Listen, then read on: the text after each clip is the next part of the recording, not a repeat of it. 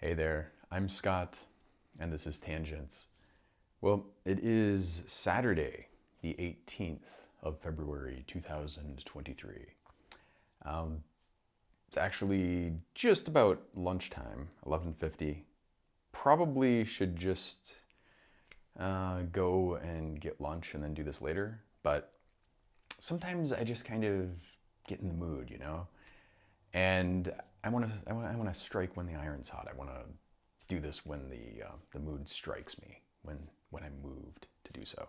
You can tell by my just extraordinary energy and power in how I'm speaking. Um, there's something about me that, and it's always funny, I think, because online you definitely don't get, you lose a lot of tone, right? So I've had a lot of people who encounter me, meet me on Twitter or in some forum or whatever, and I think they think I'm extremely heated and like rash and all this stuff. This is honestly like, I mean, don't get me wrong. I have like a slightly higher level where I get a little bit annoyed or I'm a little like fired up. This is pretty much it though, and it's just me. It's good and bad. The bad part about it is that I will say, we really have to take care of this.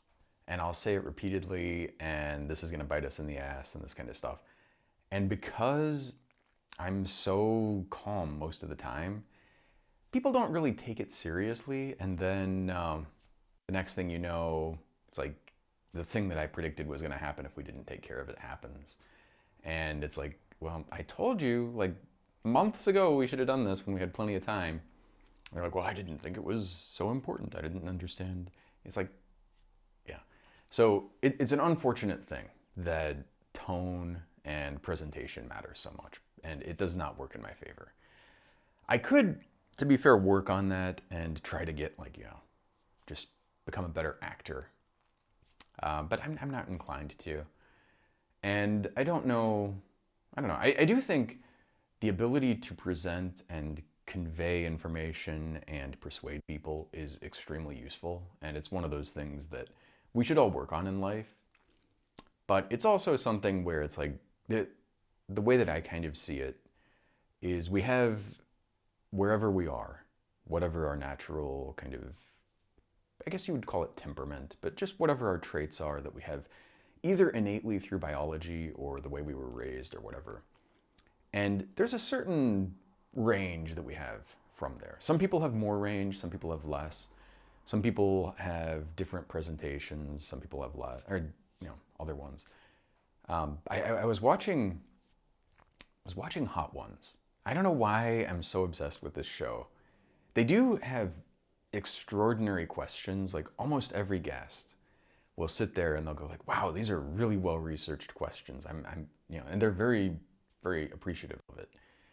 It definitely tells you if you're going to do an interview show or chat show, um, do that because these people they're getting asked the same questions over and over again, and something different really is appreciated, and especially when you're digging a little. It doesn't even have to be that deep, but a little bit deep.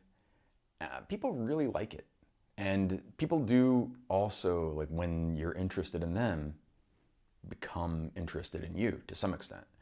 Um, One of the hot ones that I was watching was the one with Jeff Goldblum. I think there's only one. And losing the ability to speak, sorry. The one with Jeff Goldblum. And Jeff Goldblum is sitting there, and there's something about his cadence and the way that he talks, and like everything seems a little bit magical. And the thing that's funny about it is like you actually listen to him, and there's not really much there. Like, and I don't mean that in a dismissive or derisive way. I like Jeff Goldblum. He seems like a cool guy. But he's saying things and they sound profound. They're sounding like, whoa, like there's some little drops of wisdom in there that you should glean. And in reality, you kind of like tease it apart and there's just not much there. But I'm sure his natural temperament is something in that vicinity. And over time, he's kind of honed it and developed it and realized, oh, if I do this, oh, if I do that, Yeah, that makes things more interesting. And one of the things that he mentioned, the actually an old I think a drama teacher or somebody of his told him long ago that he remembered and apparently took to heart, was that you are interesting to the extent that you are interested. And he was sort of talking about how, well, when the cameras are rolling, it's very easy to kind of focus inward and become obsessed with yourself. And then you do that, and it's not very interesting to people, and it also feels awkward. Whereas if you're kind of outside of yourself and more, I mean, not that you're like having an out of body experience, but you're paying attention to what's happening and you're interacting with it and responding to it. That kind of stuff and being in the moment in that way, I think it does help a lot. You know, you can tell the difference when somebody is like that versus not. And it is one of these things like I remember when I was young and I had ridiculous social anxiety. And rationally, I always knew. I mean, obviously not always, but as long as I can remember, I knew. Everybody's so obsessed with their own shit that they're not really thinking about you. Everybody feels kind of the same way. Everybody's, but it never really helped. It's one of those things like knowing things rationally. It's one of the biggest struggles, I would say, of my life. Um, Knowing things rationally and actually acting on them and embodying them are two totally different things. They're almost completely unrelated, frankly. You can very easily know things rationally and never, ever come close to implementing them. And you can also not know them and be trained to do them. And there is overlap and it is possible. Like a very effective person can do both, but most of us don't. And even if you do, the thing for me is it's taken a long time and a lot of work to go from there to here. And I have a long way to still go. So anyway, I was on not Instagram. Oops. I was on LinkedIn. And I think I've said this, but since I've been off Twitter, I have this kind of general, I gotta like scream shit out at the world energy. I don't know what that is, especially like for someone, generally speaking, I'm pretty shy. I'm pretty like reserved. I'm not the kind of person that has a lot of thoughts that I'm like, oh, I need to say this out loud in public. And yet, Twitter, I feel that compulsion. And the absence of Twitter since I've left, I've felt this need to just kind of express myself. And having, doing it with friends and small groups is nice, but it's not the same thing as just shouting it into a megaphone. And Twitter's very nice for that, I have to say. So in the absence of that, I've had that energy kind of pent up, and I only have a few outlets. So I have like chat messages with friends and family. That helps a little bit. I have, like meeting people for lunch or walking with people and talking. Things like that. People I work with, you have different relationships there, though you can't really. And even if you do say stuff, it's not the same thing. And then I had Instagram, which I still use for this. Although Instagram is definitely not the place for this. I do think actually, I hate to say this, but like a TikTok-y format where I get to the point where I can just like talk might be a thing that works well in Instagram and frankly on TikTok. I mean, so I probably should work on that. That's the main thing keeping me from that is, well, I guess two things. One, very obsessed with the audio quality and getting the audio quality that you're getting here in that experience is a pain. It's not like impossible by any means, but if you're just using the mic on your phone, it's not going to be very good. And you can work around it, but it takes some effort. And I've not found a great workaround. So I may do that, but that's a big thing.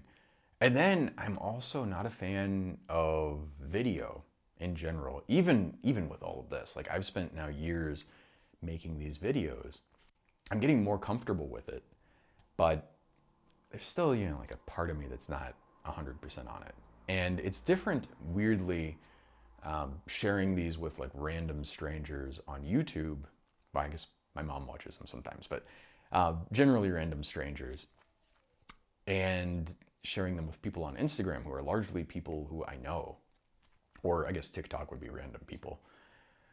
But somehow that random cohort is much easier. Like I remember when I was at the radio station, the Blaze 12. It's no longer 1260 a.m. But at the time, the Blaze 1260 a.m. Arizona State's alternative. I was there, and I could talk on the air. Like it took some time to get there, but I could talk on the air at a certain point and be comfortable. But if there was somebody in the engineering booth that I'm looking at, or even somebody in, like the, I don't know, the advisor or somebody in the station, that would fuck me up. And it would really just like derail me. I would lose my flow. I'd be so self-conscious, and why? And it's one of those things also, and again, this is another one of those things that I've known for a very long time and have really struggled to implement. But when you are that self-conscious and when you're worried about stuff, that's when you fuck up. If you're shy, people, and it's not just shyness, it's the same thing with the Jeff Goldblum situation. People take you as you present yourself. Most of the time, people are not judging you. They're not like looking at, oh, this person has this set of attributes and they have this. They look at how you present yourself and how you're telling them to judge you. So if you have that sort of professorial demeanor, you're Cacao or NDT or somebody like this, people take you as that, not because you have the background to back it up, but just because you're telling them that's who you are. It's the same, exactly the same thing, honestly, as walking around with a clipboard. You walk around with that clipboard, people just assume you belong there. You walk around with overalls and some construction gear, people just assume that you belong there. You could go on the street, put up some cones, and like start just chipping away at the asphalt. And if you look like you belong, people won't say shit. It's kind of a funny thing. It's just how we work as a species. It's good and bad because it does save us from having to evaluate everything. I mean, if you imagine every time you encounter someone or something new, you have to run down the list and check and verify everything. It's very difficult. It takes a lot of time and effort. But the problem is, of course, and maybe there's there's obviously something to be learned here, but when you present yourself as, super zen, everything is really like magical and spectacular, and you do the Goldblum, and people take that at face value, even when they know that it's wrong. That's the thing that's crazy. Even when you know, and you have in your mind that this is not correct, people will take it at face value. And you will take it at face value, looking at it, knowing this person is either not qualified or they don't have this, or it's an interesting thing. I mean, also similarly, like somebody could be the most qualified person in the world. They could have the deepest background on everything. And if they are just, looking disheveled and anxious, and they look, like not confident, then people will take that to mean that they don't know what they're talking about, which is a really bad thing because a lot of people who know a lot are not that well polished. There is the sort of absent-minded professor archetype. And this is getting back to what I was going to talk about with where our temperament is. You have this sort of natural temperament, and I've been convinced of this for a long time, but you have sort of, and again, whether it's nature, nurture, whatever combination, you're sort of a certain place, and you have a certain range around there. And people really want to put you into buckets. People really want to just sort of look at you, decide who you are, where you go, and then move on. And when I say that, I mean they're going to do it no matter what. It's not like you have a choice in the matter. So one thing I've kind of become convinced of is giving them, figuring out what are those archetypes that people sort of might think you fall into, and then sort of steering into the right ones or steering away from the wrong ones. I don't do a great job of this, obviously, but it's something to work on and something to consider. And I think it's very useful because if you can do that and you steer into one that, and I'm not saying you have to like pick and that's just you, but if you have a few in your back pocket and in different contexts you present in a certain way and you kind of code shift from one context to the other, it's useful. It's not great because you have some overhead in the process, but it's very useful because you are telling people how to interpret you, how to take you, and they will do that just as you do it. Yeah, I mean, if you have ridiculous confidence, then people will assume that it's earned, and it's a big bug in the wetware up there, I gotta say, but it works, unfortunately. So anyway, I've got this energy, and got the Instagram. I'm kind of discovering like LinkedIn. I don't know if it's just not set up to work well for this. It definitely for threading and all this kind of stuff doesn't work that great. But don't see a lot of people engaging in stuff, and I don't just mean my own stuff. I mean, I see posts from people, and most of the posts I see are from the same like handful of people. This seems to be a very common pathology with algorithms that like when I was on Facebook still, I had something like 4,000 air quotes friends. Whatever the maximum limit was, I wasn't there, but I was like scraping up against it when I left. And yet, and this was before people stopped being there, like there were still a lot of active people. I'd see the same shit from the same like handful of people over and over again. And I would totally miss stuff from people who weren't in that cluster. And at a certain point, you can really see the algorithm is just sort of shoving you into this bucket. It's the same thing that drives me insane with YouTube. Just that I go to my YouTube homepage. I'm seriously thinking, really, like I'm on the verge of canceling my subscription because I have the subscription to YouTube Premium because the ads there are insufferable. I don't know, like if you're watching this with the ads, I don't know if there are ads on content like this that's not monetized, but I assume there are.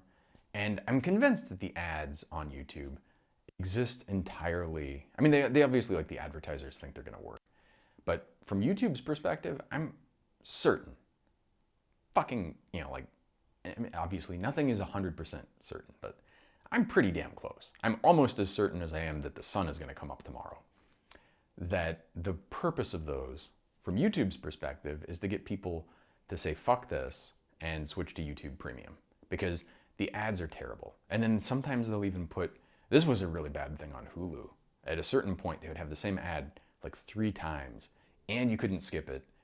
And that was even when you were subscribed. And I canceled that subscription pretty quickly because it was like, okay, I'm paying you motherfuckers to show me the same, not only to show me ads, but to show me terrible ads over and over again. And so anyway, YouTube, I'm paying not to watch the ads, but they fucking have to do this algorithmic feed shit. And I do understand, like when you're one of these companies, it's a problem. When you have a free service, free in air quotes, obviously you have to pay for it somehow. And at least in our world. And especially like this kind of stuff has very high infrastructure costs. You have the networking bandwidth, you have the servers, you have the storage, you have the backups, and you have the people that are running all the stuff. It's a lot of infrastructure, and it costs a lot of money. So somehow you have to pay. Now that per user, it's not that much, but when you have in aggregate hundreds of millions or billions of users, even if it's $1 a month, that adds up really fucking fast. So you have this situation and they're like, okay, we're not charging people generally. We have to pay these bills. They always end up on advertising because frankly, I mean, it's one of these problems where you have this framework that we exist in, this sort of weird capitalism that's like there. And our brains are just so it's not just our brains. I mean, frankly, the system forces us. You don't have a lot of options, right? If you don't believe in advertising and you build YouTube, at a certain point, you're either going to have to charge people or you're going to close down because you will just implode. You simply cannot do it in the structure that we have. And similarly, too, and this will get to what I wanted to talk about, one of the things anyway, is ACAB. So all cops are bastards. It's not because the individuals themselves are necessarily bad people, but it's because the system compels them to be bad. It doesn't give them a choice. You don't have a choice if you have a air quotes free networking site, whether it's Facebook or Twitter or Instagram or YouTube or whatever. You just don't have a choice at a certain point in our world not to have advertising in there or find some other nefarious way to monetize that. And so, similarly, cops have no choice but to be bastards. Now, they might not be the person with their knee on somebody's neck killing them, but they'll sure as fuck be the person standing off to the side watching it happen and not intervening. They'll certainly be the person standing in the halls listening to people talking about it and laughing about it and not saying anything or not doing anything about it. You know, there are various degrees of being a bastard, and being a cop compels you. It doesn't give you a choice, fundamentally. So anyway, I'm on LinkedIn, and I talk from time to time about this because it does come up, and I'm sort of finding this DEI cohort that I'm just gravitated toward, and the algorithm's probably showing it to me. The YouTube thing, back to my feed is just this mess of random shit that I'm not subscribed to, stuff that I am subscribed to from like 3 years ago, and I'm not sure if the stuff that I am subscribed to is just not generating the content it used to, or what. But whatever it is, I'm not seeing much at all from the people that I do subscribe to, and I'm seeing all this other garbage from people that I have no interest in. Advertising compels you to get your eyeballs there longer, and have that stuff that ends up being very pathological, and gets people angrier and angrier, and because heat is engagement, is money, and everything is driven. It's a force field. It's like a law of fucking nature that in the structure that we have, whatever drives engagement, which is dictated by our brains, which ends up being emotional, kind of, especially what some people would call negative emotions, but sort of anger and hate and all of these kinds of things. These emotions get us engaged. They get the heat. They get us watching. They get us watching more. They get us interacting. And all the things that end up meaning the advertisers get more attention. And because you're ad driven, you have this just almost unstoppable urge to generate that. And it doesn't even matter if you were like a good billionaire who owned YouTube or started YouTube. At a certain point, that company is going to grow to a point where, unless of course you built it from the ground up not to be air quotes free, in our system, it's going to become ad driven. It's going to become algorithmically driven.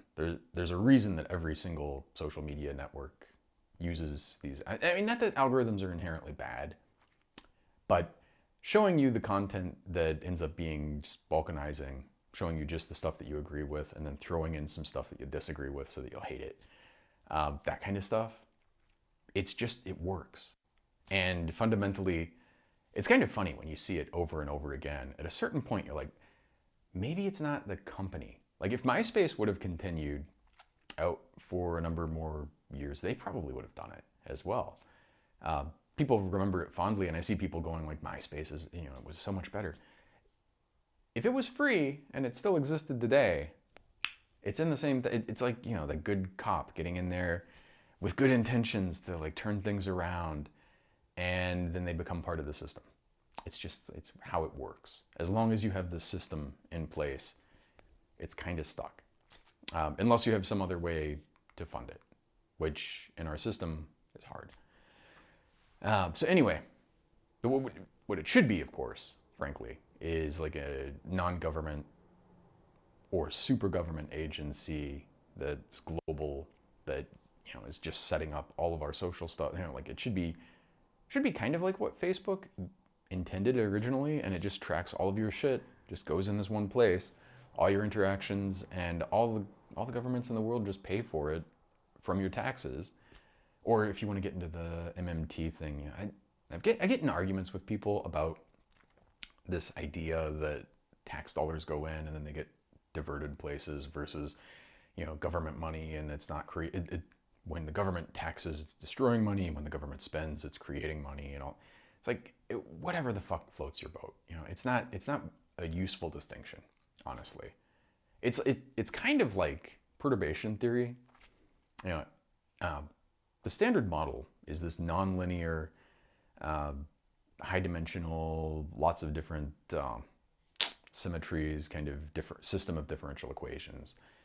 And people think about like Feynman diagrams and these loops and all these kinds of things.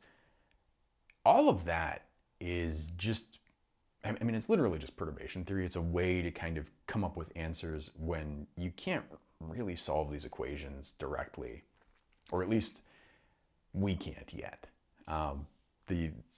Coming up with these solutions is really hard. So we've got these, and so there are several different ways to look at that, and you can have creation and destruction, or creation and annihilation operators, and have all this kind of stuff.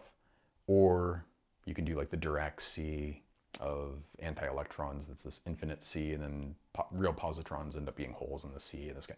You could do lots of different ways to look at stuff, and they may be in some ways kind of instructive or more natural to look at it one way than the other. But I'm not sure that it's a really useful distinction when the math all works out the same and the conclusions are all the same. Of course, in the case of the Dirac sea versus creation and annihilation operators, you could say like, well, is there an infinite sea of filled states, or is there more likely not? And then you have, it's probably seems more natural to think that there's not, although mathematically basically the same. So I'm not sure that does the distinction matter? If I write down 0 and I write it in 10 different languages, doesn't matter. It's still the same concept and still gives you the same conclusions. Now, it may give you different insights, to be fair. But anyway, rolling back, rambling on. It's what I do. So I'm on LinkedIn, and I'm sitting there, and somehow this ACAB thing comes up from time to time. What happened here is actually one of the DEI people that I started following. She posted something about NYPD harassing some people on the subway, and it's not just that. There's like infinite set of shit that cops do, and I see that and I get motivated, and I feel actually an obligation to speak up in cases like this, because I know, like, me saying ACAB, there are people who say ACAB, and then the Democrats are like, oh no, you can't say ACAB, we don't mean it, more money to the cops, give them more, they're not all bastards, they're a good cop. The people say this shit, they may have good intentions, but the problem is, and the thing that they're doing when they do that, is totally undermining the message, and they're basically reinforcing the system as it is. These are the white liberal moderates that King talked about, who frankly are reinforcing this. They're content with the status quo. Things are good enough. Things have improved. All of this kind of stuff. We'll just keep tweaking it. These are the people that are keeping things from actually progressing. We were at a point a couple years ago where we could have had a real reckoning and gone like, what is the point of law enforcement, frankly? This is a conversation that should be had. What is the theory of justice? Why do you have law enforcement? When you have that law enforcement, what are the goals? And then you sort of sit back and people are like, well, and you could go through this question and start talking to people, and they're like, well, I want safety, I want this, I want that. and I don't want my shit stolen. You know, I don't want to get beaten up. These are all things that we probably all want, right? You don't want to be raped, right? So you think about it and it's like, okay, so how do we, the right answer to this is to look at what you're trying to accomplish and really figure out like what are the root causes, how do you address it, and what do we do?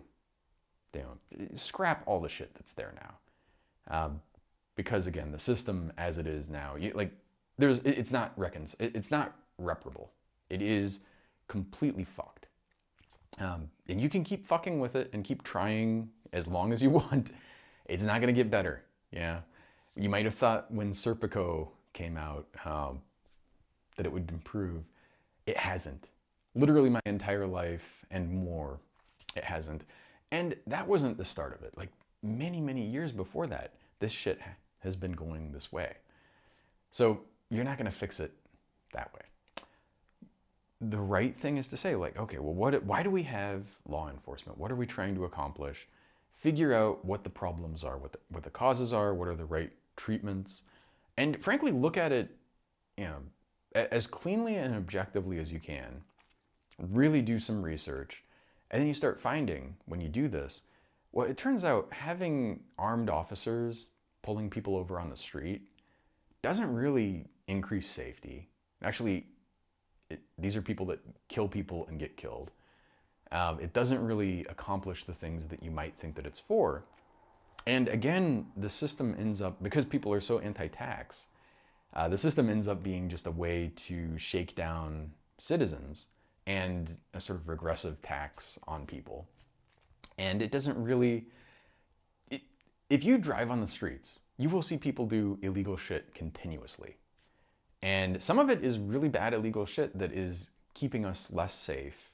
It's keeping us, you know, it's making traffic more inefficient. It's making things worse for everybody.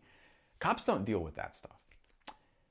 And that's kind of a tell, right? That you can go through, like what, I drive around, I see cops. What do I see cops doing? I would say 99% of the time, especially if I'm going through Tempe or Phoenix or a lot of the cities around here, I see cops around. I'll see like 3 squad cars or these trucks, these SUVs. They're just out there at a bus stop or a homeless camp or whatever, and they're just fucking with people who need help, frankly. Who, you know, and this was a thing. This is a thing that just drives me insane. I feel bad about this insane thing. I know it's ableist, and part of me is trying to rid it from my lexicon, and part of me is just like so it's just imbued into my soul to such an extent that it's a struggle. It is a struggle to get rid of. And it really, I've looked for alternatives and I've not found great ones. So I apologize. I'm working on it. I will get better. But anyway, one thing that just makes me lose my mind is, LAPD. They get, I think it was $12 billion a year. Is their the current budget is like $12 billion for 1 year. And in that 12 billion, in LA they have 70,000. It was like 69,000 and hundreds. Basically 70,000 unhoused people. And I had to do the math on this like 3 to 4 times to be sure, because I didn't trust myself. But 70,000 people, you could give them $100,000 a piece for every year. Not like one-time gift. Every fucking year, you give those 70,000 people $100,000. That is $7 billion per year. And you'd still have $5 billion left over in the LAPD budget. Now, I'm not saying that in LA, $100,000 makes you rich, or even makes it, you know, does it let you buy an apartment or eat well or be comfortable? Maybe not. But I guarantee you're a hell of a lot better than sitting on the fucking street. You could use that you could use that $100,000 a piece and not be fucking unhoused. Now, maybe you have mental illness and you need treatment. You could probably pay for that treatment and food and shelter and maybe you're just on the street because, you know, you're down on your luck. You were somebody who was living paycheck to paycheck and then your job went away and then you get fucked. And seriously, like 80% of the country, this is one of these things that's just, I want to use the word, I'm sorry, I can't help it, but you can't believe it, but like 80% of the country is living paycheck to paycheck. And so living paycheck to paycheck means, it means a couple of things, but it means you lose your job and you can't get another one quickly. What happens? You can't pay for, you don't have anything in the tank, and you run out, and then you're fucked. Now some people are lucky and they have relatives or friends or whoever that they can go to, but a lot of people don't. A lot of people don't have a support network, and even if they have those people, they might not have the extra space or capacity to help, even if they want to. And this is where we live. So again, that it's almost unfathomably awful. And then you look at what the police do, and you look at like, okay, the LAPD, at least that 12 billion, that $12 billion, I think it's 11 and a half, but I'm going to call it 12 because who gives a fuck at that point? That $12 billion that they're spending, at least that makes you safe. It doesn't. It doesn't prevent crime. This is the most absurd thing. If you actually look into this, law enforcement, and certainly, yeah, there's a certain low level of stuff that when you're in a like Wild West will happen. And if you have a minimal sort of set of people enforcing the law, and you have laws that are fair and just and all of this, that like cleans that up very quickly. And that is a very, if you look at what we have versus that is like the thinnest sliver, wafer fucking thin sliver. Beyond that, there's essentially no evidence. It's shocking when you do the research on this. And this is the thing that gets to me, because I'll get people start arguing with me and they're like, oh, you have to watch this video. I know, my friend Bob is a good cop, man. Why are you being so mean to cops? Like, I'm not the kind of person, I understand that you don't know me necessarily, but I'm not the kind of person who just says, ACAB sounds right. I'm just gonna make this wild generalization with no evidence to back it up. It took me a long time to come to that. And I think it's important to keep saying it. And I think it's important for people like me to keep saying it specifically because a lot of people don't get it. And I understand why you don't get it. And I understand, you think your friend or your uncle or your aunt or whoever is a good cop. They have no fucking choice. It's not a matter of individual choice. The system compels them, just assuredly as YouTube cannot exist without ads, the system forces them to be bastards. Now, you might not want to use the word bastard. You might use a little, the system forces them to do things that are bad. Whatever you want to call it. I like ACAB because it's short. And Scott, you're putting off all these people. The thing that's putting them off is that I'm saying this and then you've got other people shouting me down rather than going, yeah, it's actually fucking true. And let's do something about it and let's get someplace else. And that's why we keep getting more and more funding for these people who are not doing anything. If you get raped, the odds of your rape kit even being tested are fucking low. If you go in and have a rape kit taken, the odds, if you actually go in and you try really hard to see that there are consequences, I think the odds are something like 50% that they will get acquitted. And that means now this person that you spent, and incidentally, it's not like you just, lift your finger and did that. You pushed as hard as you could, and you're still getting like a 50-50 shot at, is it justice? No, but you're getting some consequences. There's a siren going off out there. I'm not gonna stop and skip this. We're all gonna go through it together. Just brace yourself for the siren. I'm sorry. Here we have, it's probably a fire or something out there. I don't know, but whatever it is. Yeah, I get frustrated by the noise, really.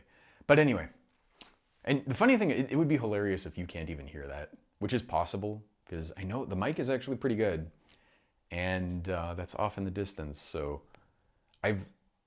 sometimes there's a helicopter that flies over and you can definitely hear it, and sometimes there's a siren that's out there and it's barely audible. Like it's definitely captured, but it's barely audible. And if I wasn't distracted by it, you wouldn't even know about it. And anyway, in the time that I spent blathering about that, I could have just paused and cut and restarted. I'm not going to. It's not my thing. Maybe one day. There's a thing, like you can imagine one day machine learning and this kind of automation getting to the point where you have essentially a producer for anything that you're, and if you imagine, like, if you had, or a production team, imagine I had a production team on this. Every noise like that gets, you could kill that. Somebody could go through and just filter it out without me fucking around. They can make cuts. They could do everything that makes the, and put good images in and make everything kind of tight and all these kinds of things. Someday I think that'll happen. Now the downside is also we're basically at the point where you can generate an infinite amount of garbage that is either indistinguishable from or better than and more compelling than the good stuff. Right now, without that technology, you can make bad stuff, and there are plenty of bad videos, but there are tells, right? It's hard to tell that some things it's hard to put together something that looks good and sounds good and is compelling and all of this, and is tight, especially. But anyway, I do think in the background, I'm kind of convincing myself to try some TikTok.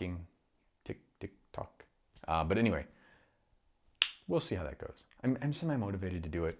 I have the impetus to say stuff. I would much rather it be in text, but maybe it's not bad that it's me and I'm speaking. We'll see. Anyway, rolling back. So you have this thing that I think needs to be said and needs to be repeated endlessly. And it needs to be said by people who are serious. Like, not just some random person who, I'm a person who has a PhD. I'm a person who is professional. I would consider myself to be pretty professional, despite, always wearing shorts, unless I'm in Japan or Paris or something. But I pretty much, I'm a pretty professional person, I would say, in a lot of ways. And I definitely am technically, I mean, I don't know, my resume is pretty compelling. Let's just say that. I'm not saying I necessarily automatically get hired if I try applying for jobs, but I can do a lot of things. I can do a lot of things that I'm not that interested in, but I can do a lot of things at a technically advanced level. And that should make it compelling. And it should also give people pause, because it's easy to dismiss somebody who's just like, hey, Gavin, just rambling on.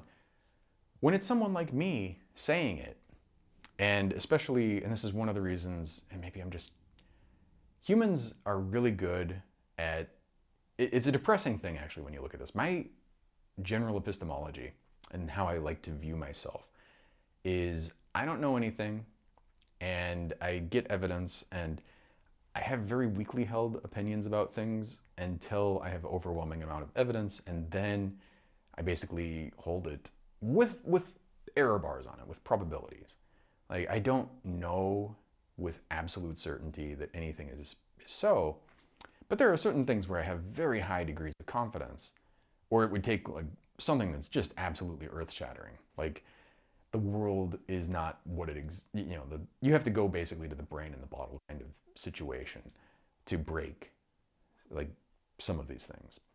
And then there are other things where it's like, well, is that so or not? And it took me a long time, like my impulse, I'm not going to talk about cops for a second, I'm going to talk about guns. My impulse from how I was raised, in my family, like, guns were a thing that you would see them in TV and movies, but it was like one of those things from archaea that you knew it existed and you knew it was a real thing, but it doesn't seem real. It's not something that you would encounter in life. It's not something that, it was just like a weird abstract concept almost. It's like, bows and arrows. They do exist, of course, and they exist, but you don't really think of people using them, and you don't think of, and certainly like the idea that everybody needs one seems just out there. That was how and so my impulse seeing people desperately clinging to them was not positive. But for a long time, I kind of reserved judgment. And it didn't help that actually the NRA, and you have to admire, the Republicans and the conservatives, air quotes, conservatives, done a lot of bad things. But one thing that you really have to appreciate about them, and this is not a good thing, mind you, but one thing that's still, their marketing is so good. And it's not just marketing, but long-term strategy. So one thing the NRA did, and this has been overturned since, but it took a long fucking time and a lot of effort, was block the use of federal funds to research gun statistics or to even accumulate gun statistics. So it was hard for many, many years. I didn't know whether having a gun made you safer or not. I had an impulse, like I had a thought, but there wasn't compelling evidence one way or another. There was circumstantial evidence. The best that I could find was it was kind of a wash. And the reason it was a wash is you have a gun at home, and without getting into suicide, because if you add suicide, having that gun makes it so much more likely that you or someone in your household will commit suicide, because a lot of things you can do are not point and click murder machines, right? And guns are. That's simply a matter of fact. Even if you're trying really hard, it's not that easy to kill yourself or to kill somebody, unless you have a point and click murder machine. And if you happen to have it and you have easy access to it, yeah. So suicide, very, very clear, even before they accumulated this stuff, that guns and gun ownership was dramatically increased your risk. But take that away, and you think about like protection, personal protection. This gets actually back to the law enforcement, unintentionally, but it's interesting because people have this desire for safety, which gets twisted into supporting the police and thinking also like, oh, you can't get rid of the police. How could you get rid of the police, Scott? We need them. We need them. The world will crash if we. The world won't crash. Incidentally, you'll probably be fine.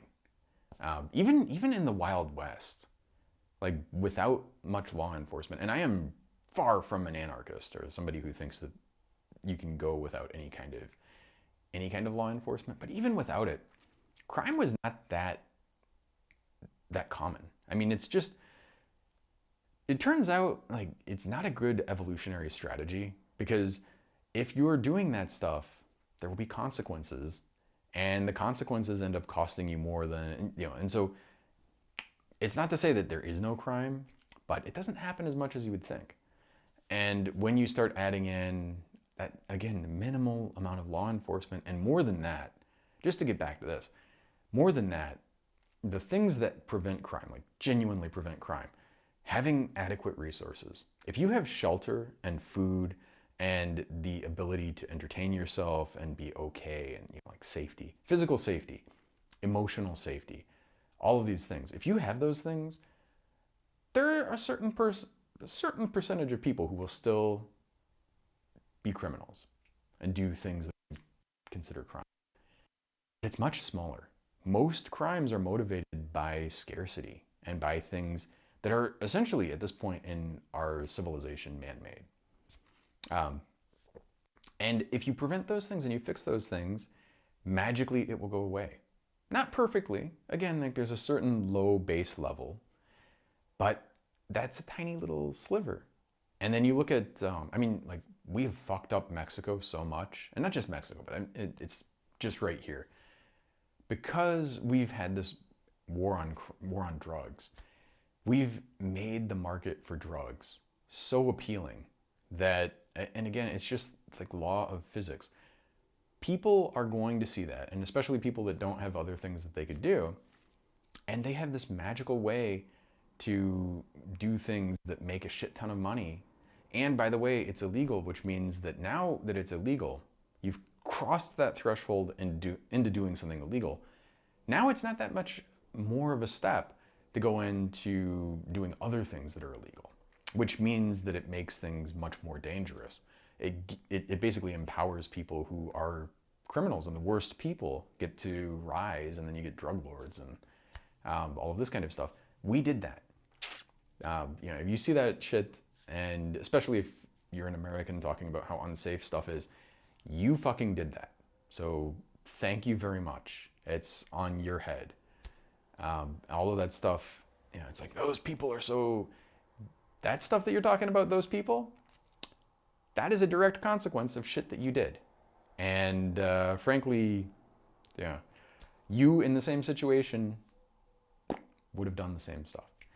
And again, it's not, I mean, it's like the cop thing. It's not that you're necessarily, and I'm not saying that like drug dealers and people who are heads of cartels, I'm not saying they're good people, but part of why they become the people that they are and they get stretched out to the extremes that they do, and also part of why the particular people that are like some of the worst people in the world get to that point, or get to the point where they can individually, personally buy Twitter.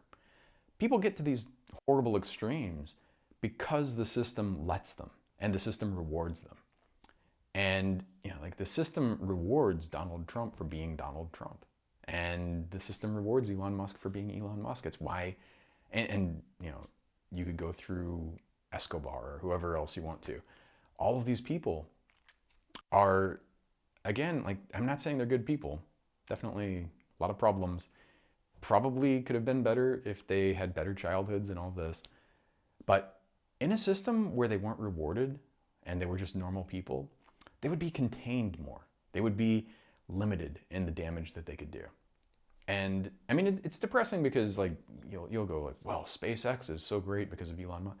Like, is it though? I mean, in our system, you kind of need somebody like that to get stuff done to some extent. But SpaceX is a shit ton of engineers, and this one asshole, if you had a system where they just had funding and could work on stuff, they could do the same thing.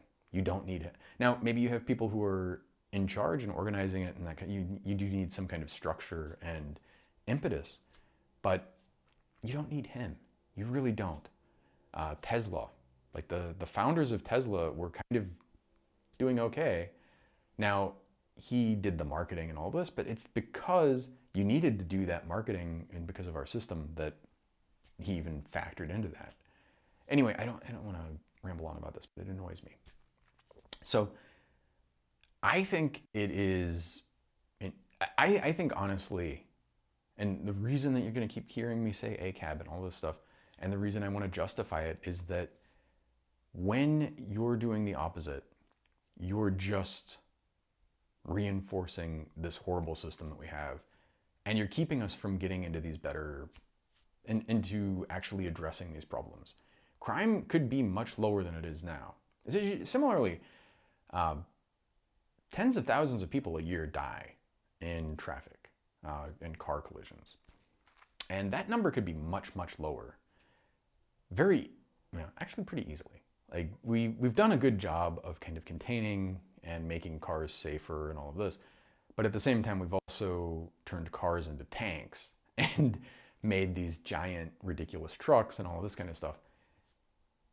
Having public transportation, having like controlled access, rail, and all this kind of stuff, you can eliminate so much of that. You could make it essentially, again, you're going to have some baseline level, which is very hard to get rid of, just like crime.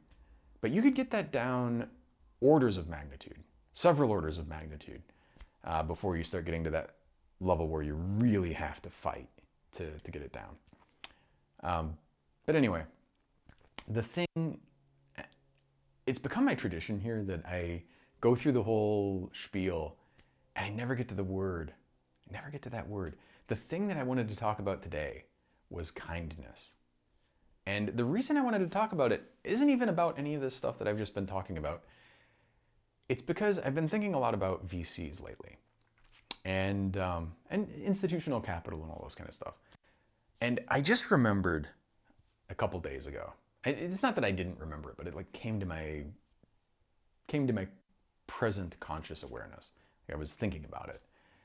I was at lunch with a VC in San Francisco, and this guy, I was going to say his name. I almost just want to say his name. I'm not going to, because why? It's not going to matter. It's not going to be informative or anything. And also, like, his whole thing is not unique to him. I've heard similar thoughts from other people. But one of the things that he said to me was, the thing that I really look for in founders, the thing that I really want, that I really want is kindness.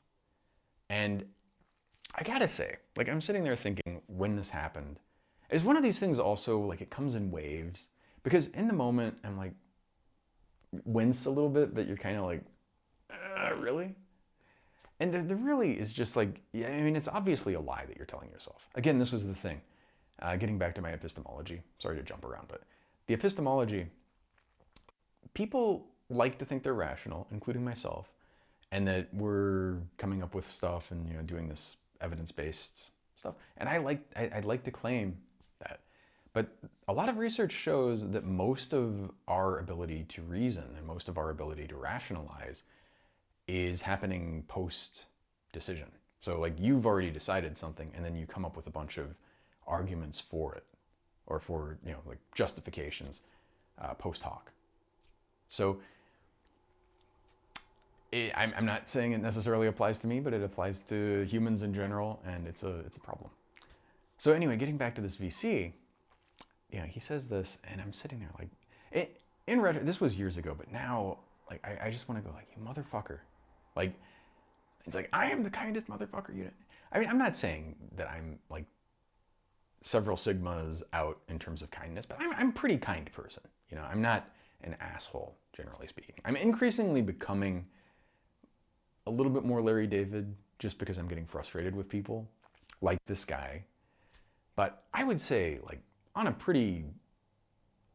abstract, some kind of continuum, I do think I am a couple standard deviations more than the average there. And when you say stuff like this, all it's telling me is, I mean, it's like, essentially you're saying, you're just not kind enough for me to invest in. And I'm sitting there going like, well, really? Really? I mean, I didn't say this in the moment, and I kind of regret.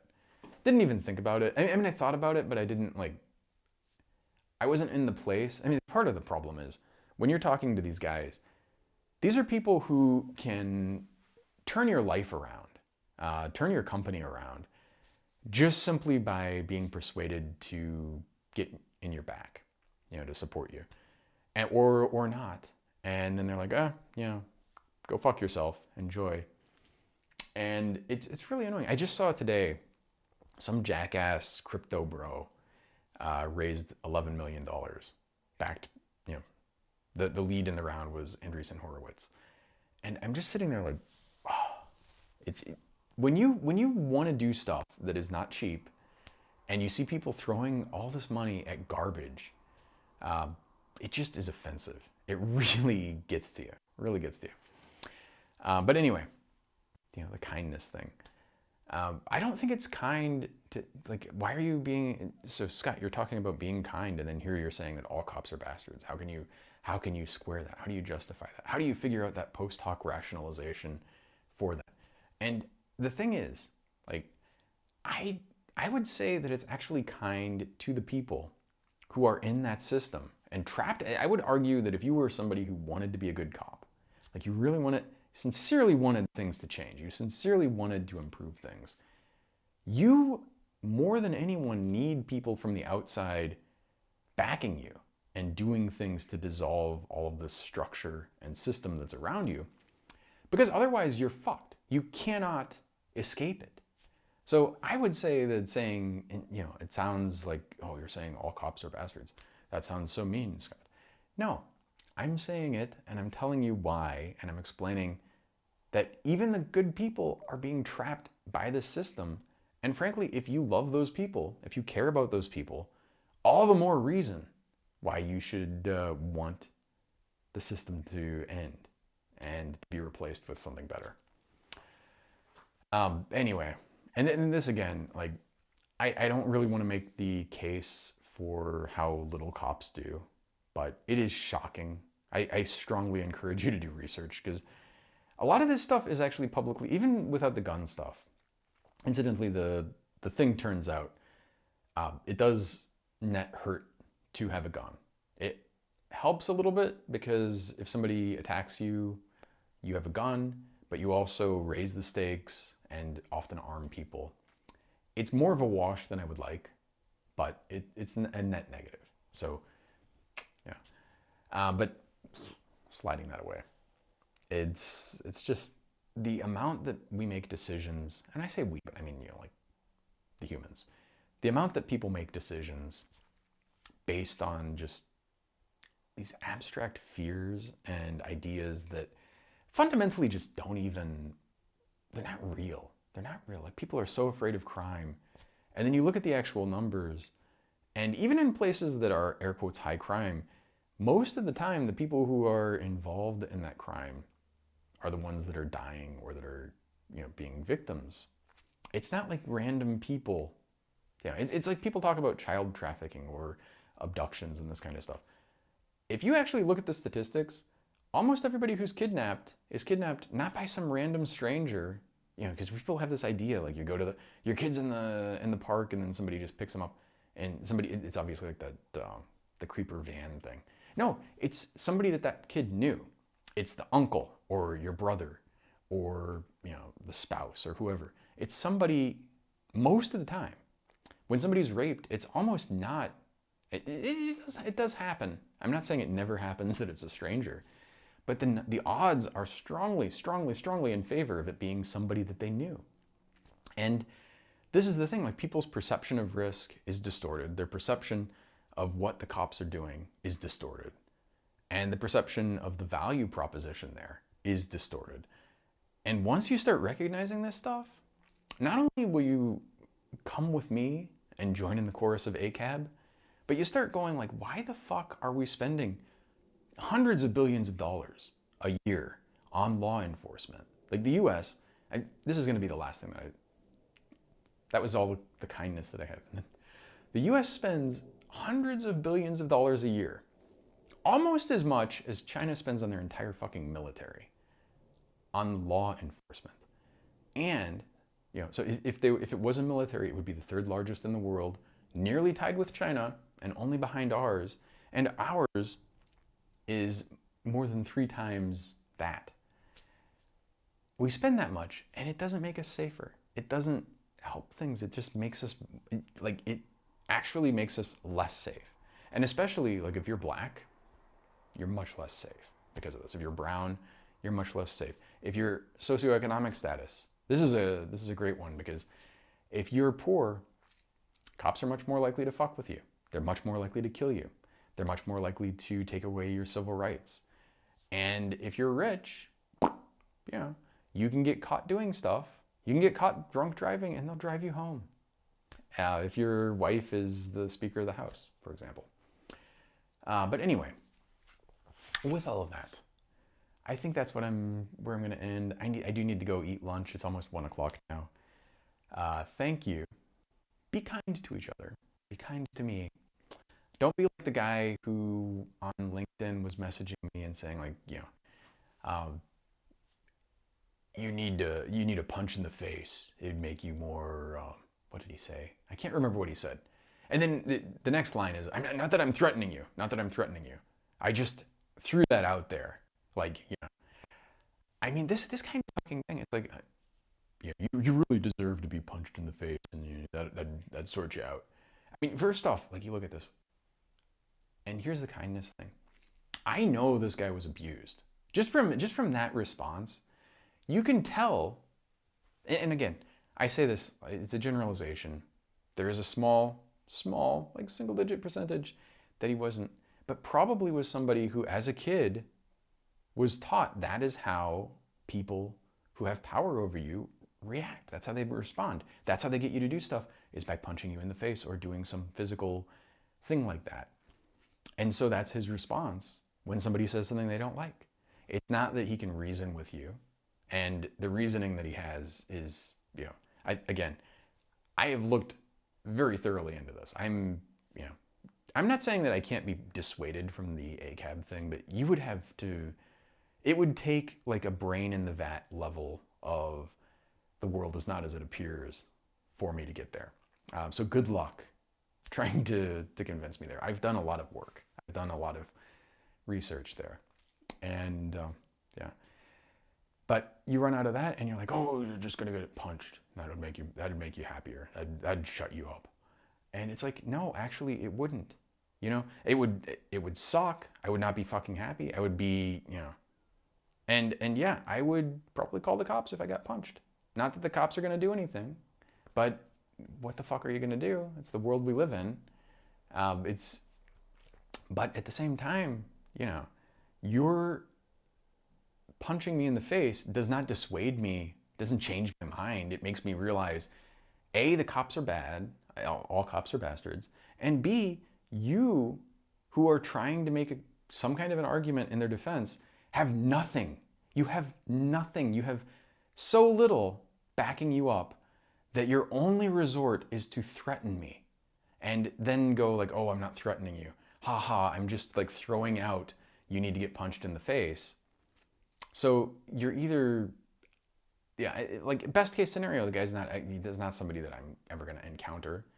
But yeah, somebody who's at least throwing out the idea that maybe you never know, maybe you'll get punched in the face and then that'll sort you out. That may not be a direct personal threat, it's not the same as saying you are going to punch me in the face. But it definitely is kind of trying to throw that idea into my head, trying to scare me.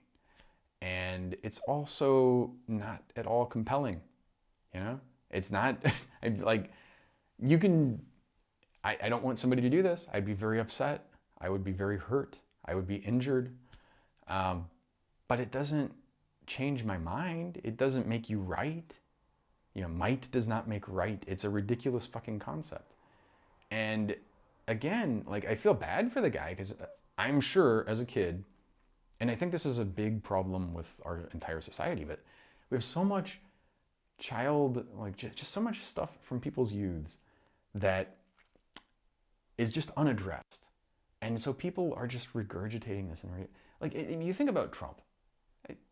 And I'm not trying to make anyone pity Trump because the guy's an asshole. But you look at his childhood, his dad was an asshole. And his parents kind of abandoned him and kicked him off to some boarding school because he was a pain in the ass. And you look at that, and then you have this system where it's rewarding him for being a jackass. I'm not saying that any of us would not be better if we were in that situation, but we would all be worse people if we were raised that way. You'd have to be a very special person to have that kind of an upbringing and not be broken in a little way. And you could recover from it. You could certainly recover from it, but it would take a lot of time and a lot of effort. And it's that kind of shit that gets people to vote for Trump because they recognize, oh, that guy reminds me of my dad. That guy reminds me of this abuser that you faced as a child. And that's how you relate to the world. And that's how you think people should relate. And it's also telling you that, this is a thing that drives me insane as well. But there's the word again. I'm sorry. It's just so, it's in my core, but it's a thing that drives me up the fucking wall that you have these people just sort of getting this idea that everybody's cheating, everybody's doing this stuff. And the thing that bothers me about this will actually legitimately be the last thing I talk about because it is almost 1 o'clock. But the thing that bothers me is because the Democrats don't follow the precept that you should avoid even the appearance of impropriety. You have the Hunter Biden laptop thing. Now, I'm not saying that is equivalent to anything that Trump's kids have done or anything that Trump has done, I'm not making the equivalence. But I am saying that anytime you try to point to Trump because of that shit, because of Hunter Biden having, ridiculously high-paying job that he's not qualified for and having all of these kinds of things, because of that, you have completely cut off the balls of anyone that wants to go look at the shit that the Trumps are doing. Because now, well, what about him? Yeah. And again, I'm not saying that you couldn't, they could still what about you no matter what, but you've given them a real material thing to look at and point to. And because you're not being exemplary, because you are not avoiding even the appearance of impropriety, you have handed them the means to completely undercut anything that you say about it. You no longer have the high ground. You no longer have the ability to criticize people Because as soon as you do, they have that in their back pocket, and they're not totally wrong. You know, they're not. They're not the same. They're not at the same level, but they're not like 4 orders of magnitude different. There's enough relationship there that you can't. If you're an honest, if you're intellectually honest, and somebody says that, the best you can do is, yeah, that's bad too, which is true. And frankly, I think, damn it, I've got to say one more thing. I'm sorry. The impeachment, when I was younger, this was before I was thinking too much about this stuff, but Bill Clinton got impeached. And at the time, and all of these people that were doing it, these Republicans then, they were terrible. You know, the Starr Report, all this bullshit. Terrible people, not good people. And I understand why the Democrats rallied around him. But I'll tell you, we would be in a better world today, in retrospect, if the Democrats would have said, yeah, you know what? He abused his power, and now maybe I'm not saying Lewinsky was, I'm not saying that he raped her, but still you have this massive power differential. You have somebody who's 20, I think was her, I don't know exactly her age, but order of 20. And then you have the president of the fucking United States. That's a power differential and a half. That guy, and this is somebody who, again, you're 20, your brain is not done developing. Your experiences, your understanding of the consequences of things is not there. You just fundamentally, even if you're very advanced and you think about this stuff, it's really hard to be there and understand what is going to happen. You're going to do this thing, and that's going to follow you the rest of your life. She has done good things with it, but it's still with her decades and decades later. So she didn't know that. Bill probably fucking did. Impeach the motherfucker and remove him, and then Gore is president. I mean, I'm just rolling this back, but you think about it, Gore probably would have done something about climate change. We'd probably be in a better place globally because of that. And oh, by the way, now you don't have the Republicans sitting there going oh, the fucking Democrats are okay with any kind of corruption. And again, the corruption of Trump, way, way worse than the corruption of Clinton. But the corruption of Clinton gives the people who want to justify what Trump is doing this ammunition that you don't need to give him. You should not have. Fundamentally should not have. You should say, okay. And then now you have these Democrats that are oh, well, we eat our own, and we, we should have, I don't know. I was kind of on that a little bit with Al Franken at first. And then you start looking into the Al Franken stuff, and a bunch of people came out, and it wasn't just this one, because it's easy to get fixated on this picture, which was probably consensual and was probably just, the two of them fucking around, and but you start looking, and there are a bunch of these stories, and at a certain point you start going well, there's kind of something there, and maybe it's not a bad thing to get rid of them. Yeah, and I'm not saying, I don't know. I mean, I think having standards is a good thing, and it's important. And when you have standards, and really have standards, and I mean hold your people to account, fucking Biden would not be in office today. He wouldn't. Biden should have had his political career ended in 1988. Just fundamentally, that's it. Never hear from that motherfucker again. You might see him and it's hey, that grandpa guy over there looks kind of like somebody who was a presidential candidate decades ago and then was caught plagiarizing and, hung his head in shame. That's where he should be. And if you have that kind of standard, then you are in a position where you can go, look at how bad Trump is. And you're also in a position where, because it's not just how bad Trump is, people were able to justify Trump, and Trump himself was able to justify it because it's everybody's doing it. And it may not be true that everybody's doing it to the same degree, but people don't really have a lot of nuance in their understanding of things. It's very binary.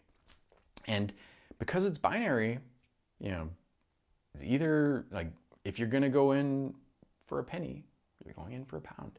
You might as well, and I'm not suggesting this, but if you're going to start doing things like the Hunter Biden stuff, you might as well be doing anything at all, because that little bit is enough to empower the bad shit over here. So with that, ACAB, all cops are bastards. Good luck dissuading me. If I ever get punched randomly in the jaw, it's probably some jackass. I don't even know his name, but some jackass from LinkedIn or somebody else. I don't know. But you know, it's really good to have people threaten you. I enjoy it. It's just fucking pimple dick people that are like, not that there's anything wrong with, but it bothers me. It really bothers me that just like, and it's not the threat that bothers me. It's like the resorting to this specter of violence, this idea that, I can't change your mind, but I'm gonna put this ghost of an idea in your head that you're gonna have to sit there and think about, and you'll be like, oh shit, maybe I shouldn't say this because, go fuck yourself, dude. And I hope you don't do anything, but if you do something, not gonna change my mind, just gonna make me think you're more of an asshole. And frankly, if anything, it's going to reinforce my existing belief here. So with that, thank you very much, and don't go threatening to punch people, please. Be a fucking adult. Don't be, and again, I'm sorry you were abused as a kid. Go to fucking therapy. That would help you so much more. Threatening me is not it. It's just not. So, with that, thank you very much. 再见。